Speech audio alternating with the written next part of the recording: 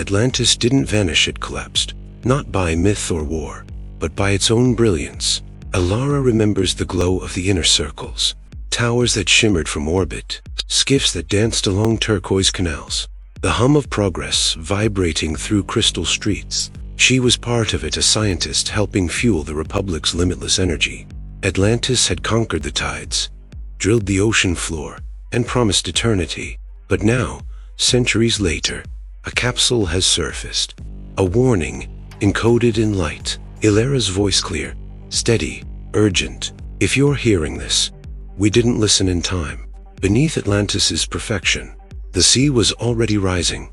The ground was already cracking, and no one wanted to see, because their final mistake began with a beautiful lie. That progress can come without consequence. Alara used to love the glow. From her lab window, the inner rings of Atlantis pulsed with quiet perfection. Towers caught the sunlight like crystal spires. Skiffs glided across glass canals in concentric patterns, never colliding. Nutrient packs arrived without request, synthesized from the sea and delivered with serene precision. The system worked. It always had. Atlantis had conquered scarcity. Energy flowed from deep geothermal vents. Food from the ocean.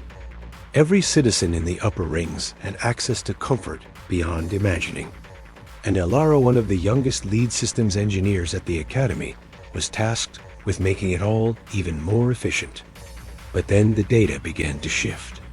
At first, just noise. Minor vibration spikes. Deviations in water levels near the outer rings. Coastal redistribution anomalies. 1,000 names for something she couldn't yet define. Therefore, she ran diagnostics. Fault tolerances were well within acceptable range. Or so the public dashboards claimed. But the Academy's internal logs filtered, redacted, carefully averaged, told a different story. So she dug deeper. There were whispers long before there were numbers. Maintenance reports from the lower districts told of recurring moisture damage. One corridor had been sealed due to tidal intrusion. Another family had relocated after mold devoured their walls. The official broadcasts called these incidents seasonal anomalies and non-urgent climate fluctuations. But Alara knew better. The flood patterns weren't random. They followed a slow, steady progression one that mirrored energy extraction rates from the geothermal wells. The more power Atlantis demanded, the more heat vented into the crust beneath the outer rings. Heat that destabilized the seabed. The energy reports were celebrated. The water reports were buried. She rode the commuter lift down to the 5th ring first time in months. The contrast struck her like a slap. Above, sun-filtered atriums, private docks, gardens curated by eye. Here, rusted barriers, condensation-stained walls, families hauling possessions through ankle-deep water. A child watched her from a cracked window. His eyes followed the insignia on her coat. Academy white. Inner ring. He didn't wave. She returned to her lab. She increased the sampling frequency on the outer ring sensors. Quietly, without filing a request. Therefore, the patterns became impossible to ignore. She ran a composite overlay. Energy output versus microseismic disruption versus sea rise vectors. The curves aligned, not loosely precisely.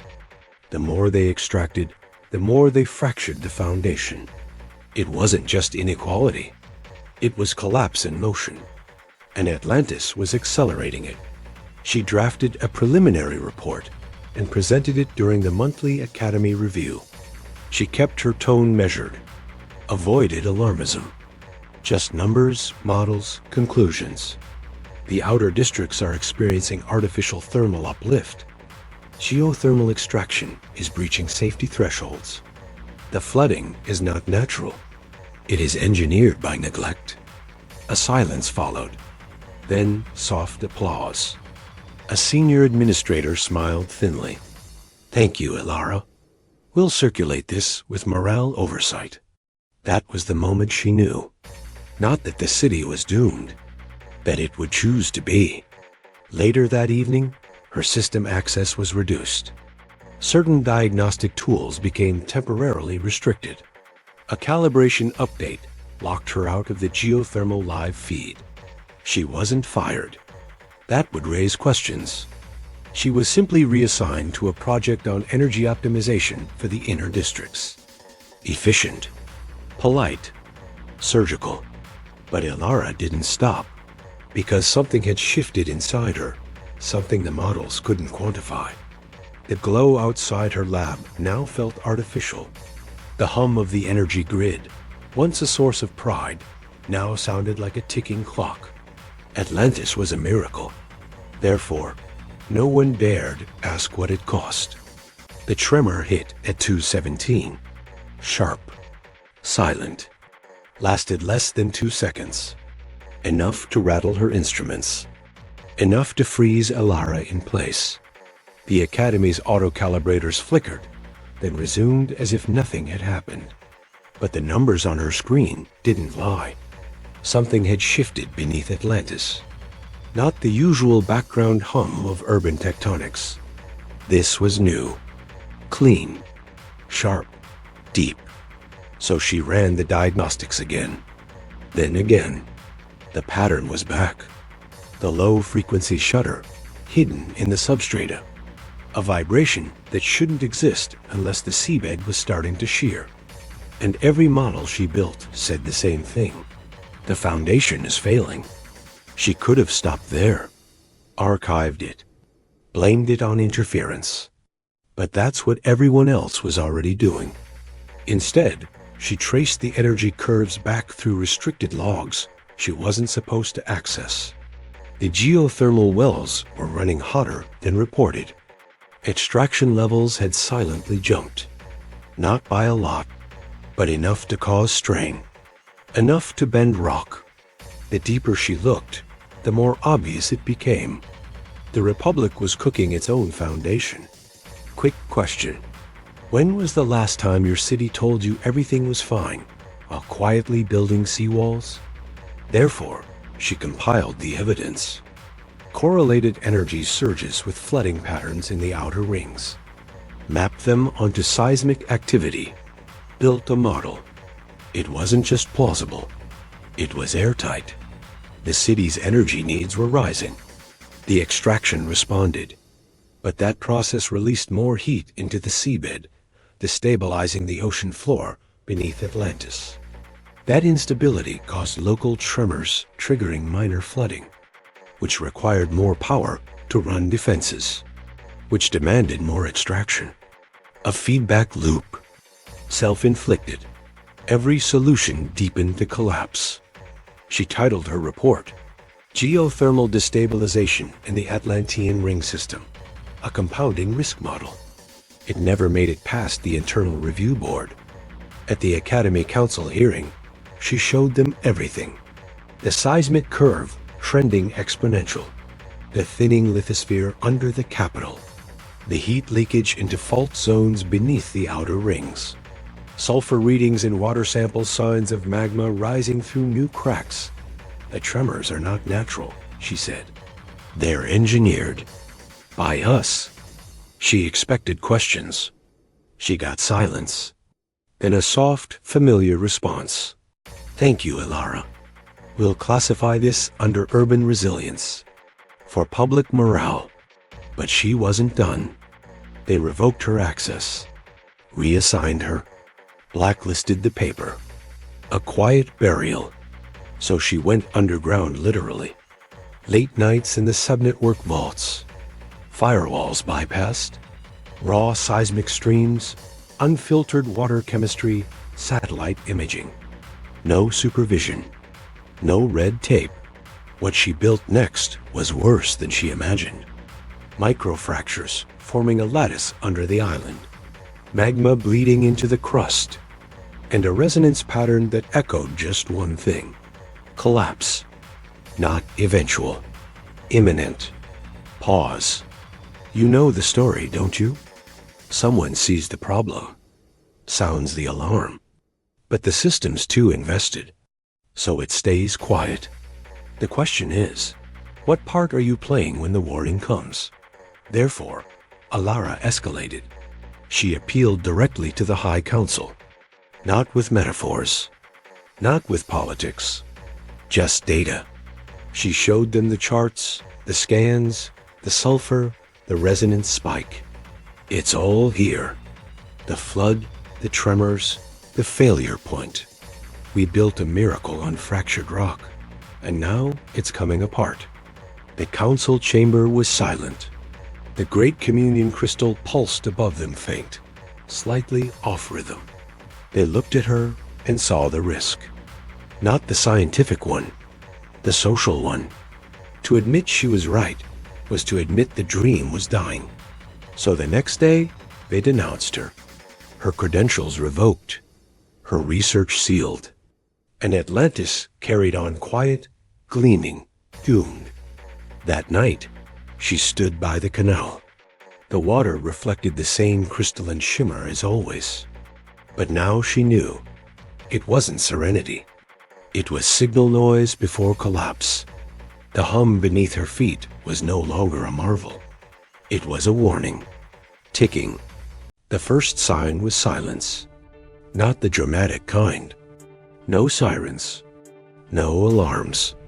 Just absence. The low hum of the grid vanished, and with it, the illusion of control. Alara felt it first. The communion crystal on her wall dimmed. Then the lights in her lab flickered. Then nothing. Outside, Atlantis stuttered. Towers blinked out. Skiffs froze midstream. The outer rings, already bruised by years of flooding, went dark in a wave. Then the people noticed. A father carried his daughter, both soaked and shivering. A woman screamed into a dead-cum terminal. One man stood ankle-deep in rising water, repeating a prayer to no one. They didn't run. Not yet. They were still waiting to be saved. Alara moved fast. She accessed her backup terminal, cracked open her last unauthorized override. One final broadcast. No encryption. No title. Just her voice rooted to every surviving crystal in the city. This is Alara. The seawalls are failing. Get to higher ground. If you're in the outer rings, evacuate now. She didn't know if anyone heard her, but it didn't matter. She had to try. Then she turned to the capsule. It sat in the launch cradle-white, fist-sized, humming faintly. Inside, her models, her recordings, her truth. She keyed in the override. A soft click. The capsule launched, cutting silently through sky, aimed for surface recovery if submerged. Alara watched it vanish into the clouds. She breathed once, then turned back to the city. The collapse had begun exactly as her models predicted. Grid loss gives pressure failure, gives containment breach. The seawater gates trembled, sagged, then collapsed. The ocean entered like a thief, not with rage, with certainty. In the outer rings, the canals reversed. In the mid-rings, pressure pushed upward, cracking glass floors from below. One tower split near the base and leaned slowly into the street. Its top vanished beneath the tide. Alara passed shuttered homes and flooded corridors. She climbed toward the highest spire of the engineering deck. At one point, she paused watching a child help an elder across a submerged platform. No words, just small kindness in the dark. Atlantis was still beautiful, even as it drowned. Far beneath her, the Faultline gave way. The geothermal conduits snapped. Heat vented into the crust. The sea superheated and exploded in columns of steam. Alara's model had been right. A perfect chain reaction, each system failing the next. Not a natural disaster, an engineered unraveling. She reached the tower's peak as the final breach came. The great seawalls, the ones they said would last forever, folded inward. One wave, slow and high, consumed the outer rings. then the mid, then the inner. Alara stood motionless. Water kissed her boots. The wind moved gently through the skeletons of towers. And the city she loved was gone. But somewhere above, the capsule floated, shielded, still transmitting. 1,000 years later, it would be found, cradled in sediment, glowing faintly. A diver would brush away the dust, and Alara's voice would return. This message wasn't meant for Atlantis. It was meant for you because Atlantis didn't vanish. It rose again on land, in cities with rising tides, in towers built on borrowed time. The warning wasn't prophecy. It was history, and it had already begun. 1,000 years later, it hums. Beneath layers of ash, silt, and time, the capsule pulses with stored light. A diver brushes away sediment. Alara's voice returns. This message wasn't meant for Atlantis. It was meant for you, because Atlantis didn't vanish. It was rebuilt on land, in cities with rising tides, in towers fueled by sacrifice, in every system that calls itself eternal while ignoring the cracks. We called it Atlantis, but it could have been New York, Jakarta, Mumbai, any place trading foresight for comfort. Atlantis didn't fall because it failed. It fell because it succeeded too much, too fast, and without reflection.